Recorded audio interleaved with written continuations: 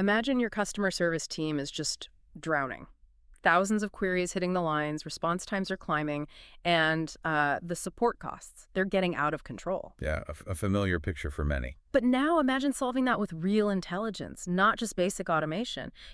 Companies like Salesforce, they've kind of flipped the script. Yeah. They're using AI agents to handle something like 32,000 customer conversations every week. 32,000. Weekly. And get this, achieving an automated resolution rate of 83%. That's a massive release of human effort for the really tricky problem. Seriously. Frees people up. Welcome, everyone, to Kanerika's podcast, The Digital Shift. Today, we're doing a deep dive into AI agent development services. This is a really critical topic for any leader who's looking beyond just simple scripting, aiming for truly autonomous operations. Right. Our mission today is to really unpack what these intelligent systems are, why they matter so much right now, and maybe most importantly, what specific measurable results they can deliver for you. And it's fascinating when you look at the sheer scale and, frankly, the speed of this market shift. Yeah. I mean, we aren't talking about some far-off future potential. This is imminent disruption. The AI agent market, it's expected to surge from about $5.1 billion this year to an astonishing $50.1 billion by 2030. Wow, $50 billion. $50 billion. That's a massive 45.8% annual growth rate. It signals a really fundamental, non-negotiable shift in how core business functions are going to operate. A fundamental shift. We're diving into systems that work autonomously, make complex decisions, complete multi-step tasks that need reasoning, all without constant human oversight. Okay, let's unpack that core definition first then, because I think when people hear AI agent, they often mentally go back to those, basic, sometimes frustrating chatbots from 5 years ago. What's the real difference here? That's a really crucial distinction to make. An AI agent isn't just a pre-scripted conversation tree, not at all. The fundamental difference is, autonomy and adaptivity. AI agent development services help companies build software that actually thinks and acts on its own. Thinks and acts. Yeah, it can analyze a situation, figure out a path to resolution, use multiple tools or APIs if needed, and critically, it learns from the outcomes. It gets better. Ah, okay. Think of it like the difference between, say, a simple calculator and an autonomous analyst who actually researches, synthesizes data, and then proposes a solution. That's a great analogy. And I suppose that level of autonomy, that thinking capability, it's directly reflected in the kind of investment required. Absolutely. We saw figures, businesses paying anywhere from maybe $20,000 for something relatively basic, all the way up to $500,000, maybe even more, for truly custom enterprise-grade development. What's driving that huge cost difference? What's the technical reality? Well, the price reflects capability, sure. But more specifically, it reflects the technical risk and the depth of integration needed. When you move into that high end, the $500,000 plus range, you're often pinning for things like proprietary large language model or LLM tuning. You're not just plugging into an off-the-shelf model. Right, customizing the core engine. Exactly. And you're paying for deep, secure integration with maybe legacy CRMs or ERPs systems that, frankly, were never designed to be queried by an autonomous agent. That sounds complex. It is. And on top of that, advanced agents need serious security hardening. They need long-term memory management, specialized testing to mitigate data bias, ensure compliance. It all adds significant complexity and therefore cost. That makes a lot of sense. So maybe let's try and categorize this agent landscape. You mentioned tiers early, maybe 4 tiers, focusing on the strategic choice for deployment, not just how long it takes to build. Exactly. Thinking strategically. So at let's say the lowest strategic tier, you have your basic AI agents. These are great for high volume, low complexity stuff. Straightforward FAQ responses, data entry maybe. The key strategic thought here is getting a rapid ROI on those high frequency, simple interactions. You build them in maybe 4 to 8 weeks. Quick wins. Precisely. Then, moving up, you have intermediate agents. Right. Now, these start to understand context, they learn a bit, handle multi-step processes. Think of a virtual assistant managing your calendar across different time zones, dealing with conflicting priorities. Or more sophisticated. Yeah, and the strategic sweet spot here is automating, say, 70 to 80% of standard queries or tasks. Development might be 8 to 16 weeks. It frees up your team for the real exceptions. Okay, freeing up human capacity. Then the next level up. Then we get to the advanced agents. Now, these are the real enterprise game changers. Game changers? How so? They possess deep reasoning capabilities, Yeah. genuine long-term memory, and they can make real-time decisions with authority. Think autonomous financial analysis or running an entire customer resolution workflow from start to finish. You only invest at this level typically 16 to 30 weeks or more to develop, when the strategic goal needs serious operational transformation, something impacting multiple internal systems all at once. Okay, a major strategic investment. And finally, you mentioned a fourth type, multi-agent systems. Why would you deploy a whole team of agents instead of just building one super smart one? Because business reality, well, it's rarely monolithic, right? You need a team when workflows cross different departments or need distinct specialized expertise. Ah, like specialists. Exactly. For instance, one agent might specialize in legal compliance checks, another in reconciling databases, maybe a third in customer sentiment analysis, and they're all coordinated by a central orchestrator agent, something like Jarvis in our examples later. Okay. This structure minimizes the risk of having a single point of failure, and it maximizes the efficiency you get from specialization. This really brings us squarely to that strategic dilemma every leader faces. The classic build versus partner, or build versus buy decision. The big question. Given the incredible cost and complexity you just described, especially for those advanced agents, why wouldn't a company just try and hire that scarce internal talent and, keep total control? What's the risk in outsourcing this? That's a very fair question. Concerns about vendor lock-in or data sovereignty, those are real considerations, absolutely. Right.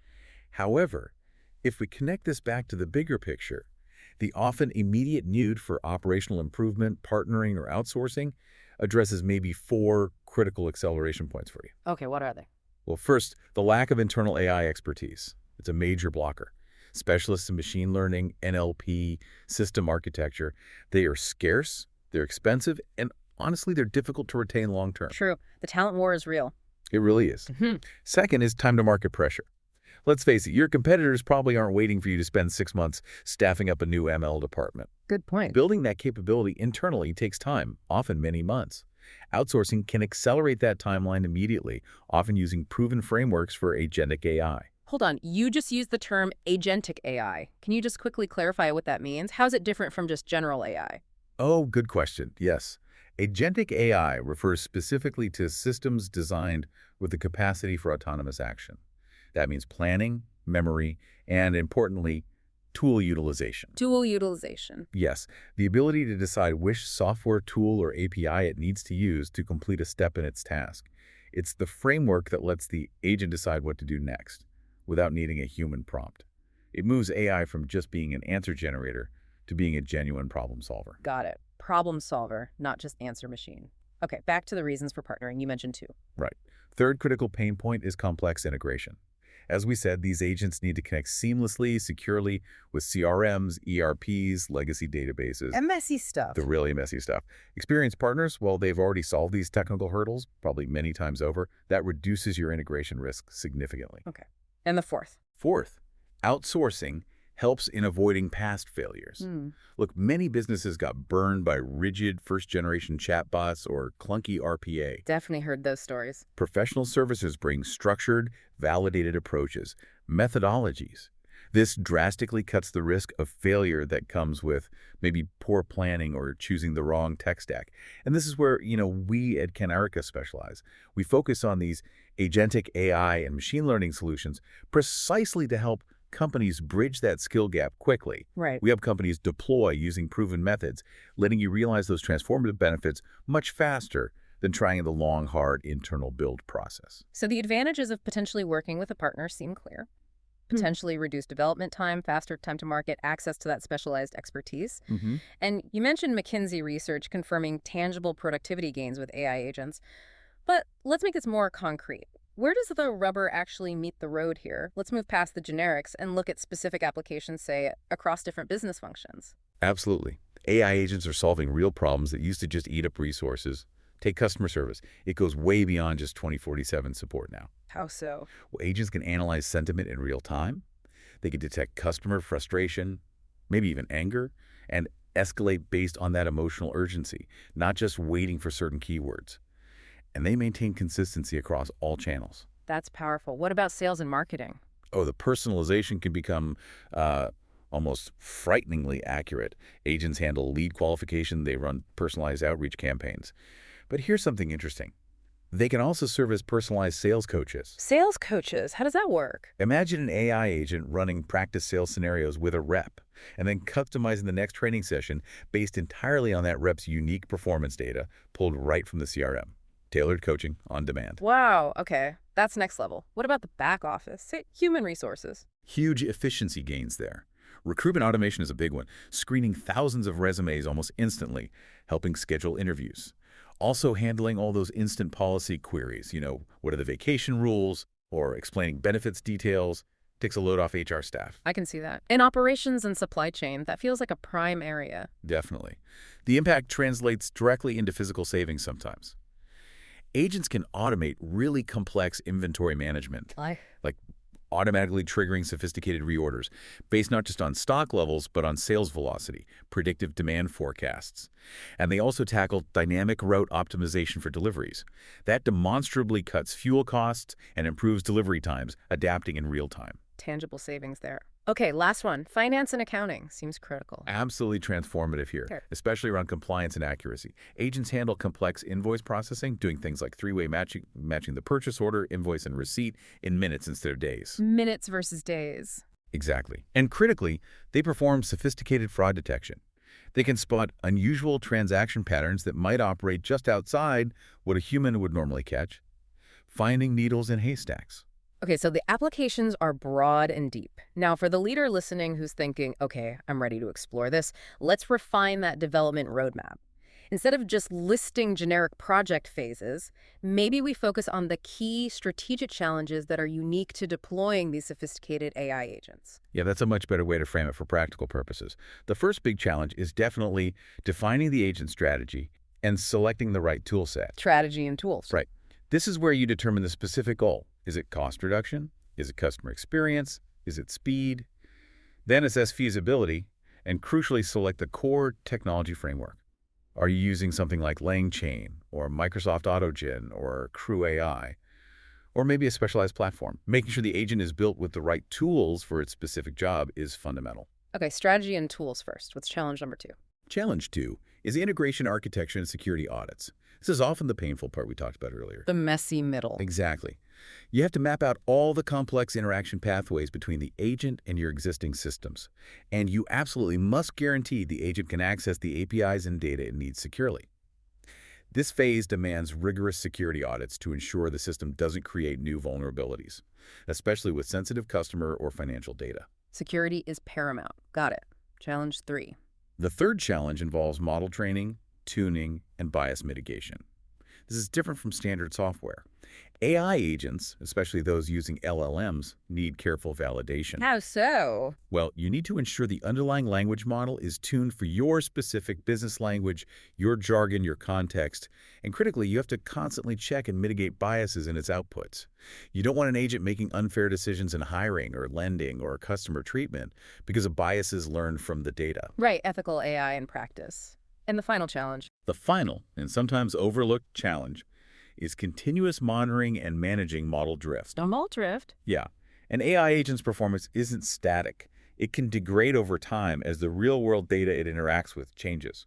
Customer behavior shifts, market conditions change. So the model gets out of sync. Precisely. So your roadmap absolutely must include robust systems to continuously measure the agent's accuracy, its effectiveness, user satisfaction. You need to catch that model drift early and have mechanisms to retrain or update the agent, ensuring it's always operating on the most current and relevant information. It's not fire and forget. Continuous improvement makes sense. And just to bring it back, this whole life cycle, these challenges, this is what we specialize in delivering.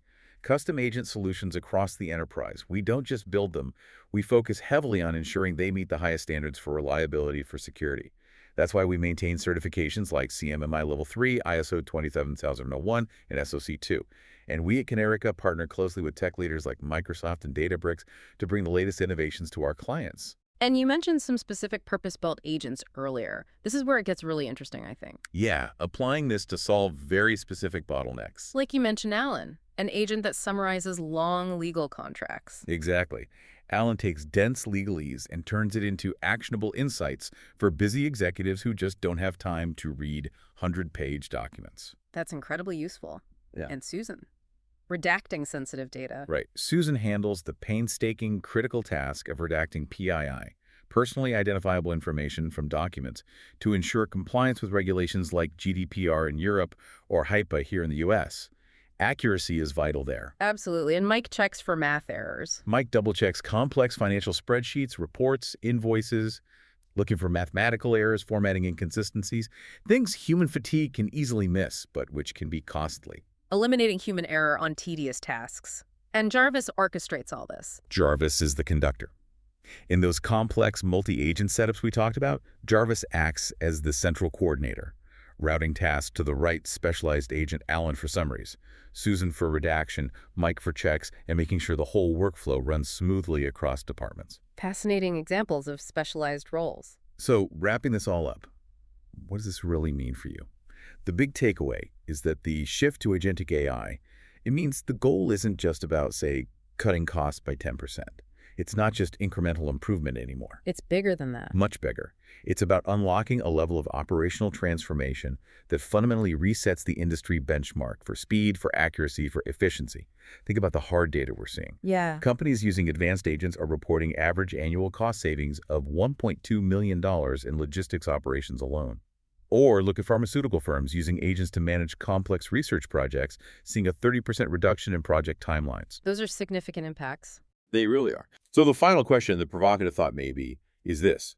How will you leverage these autonomous capabilities, this agentic AI, to set a new benchmark for performance in your own industry? How will you drive that kind of measurable transformation?